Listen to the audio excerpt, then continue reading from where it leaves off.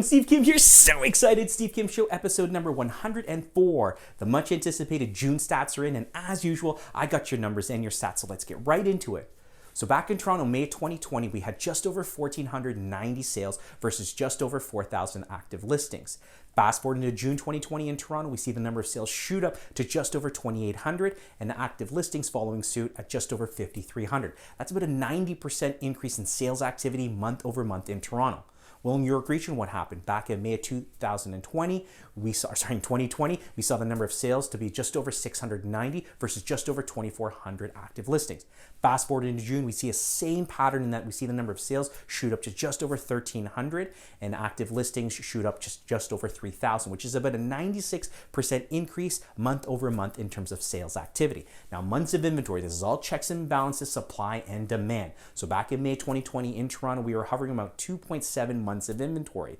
Fast forward into June, we see the number of months of inventory drop to 1.9. So absolutely, Toronto in the 416, we are seeing a lot of pockets and neighborhoods absolutely be a seller's market. Now in York Region, what happened? Back in May of 2020, we were hovering around 3.6 months of inventory. Fast forward into June, months of inventory, we're now down to about 2.3. So if you've been looking in the 905 and other pockets in the east and the west, I'm sure you have experienced that multiple offer situation because there is less supply coming to market and more buyer demand. Now, with that, what happens to price? We do see an upward pressure on price. So month over month, that average property in Toronto back in May of 2020 was trading just over $955,000. Fast forward into June, that average property broke the $1 million barrier at $1,022,000, which is about a 7% increase month over month. In York Region, what happened? That average property in May 2020 was trading about $1.01 million.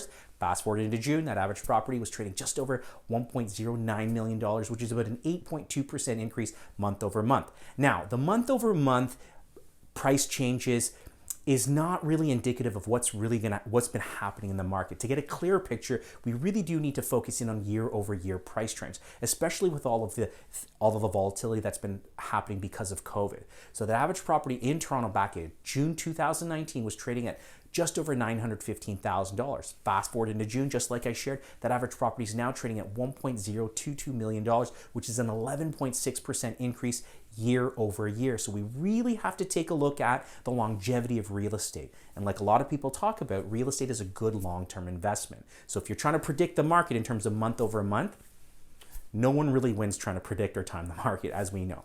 Now in York Region, that average property back in June 2019 was trading just over $930,000. Fast forward into June 2020, that average property is now trading at $1.093 million, which is a 17.6% increase year over year. I hope you found these numbers and these stats useful. If you have any questions whatsoever, please feel free to give me a call, send me a text, shoot me a DM, or send me an email. As always, be great, be kind, everyone. Take care.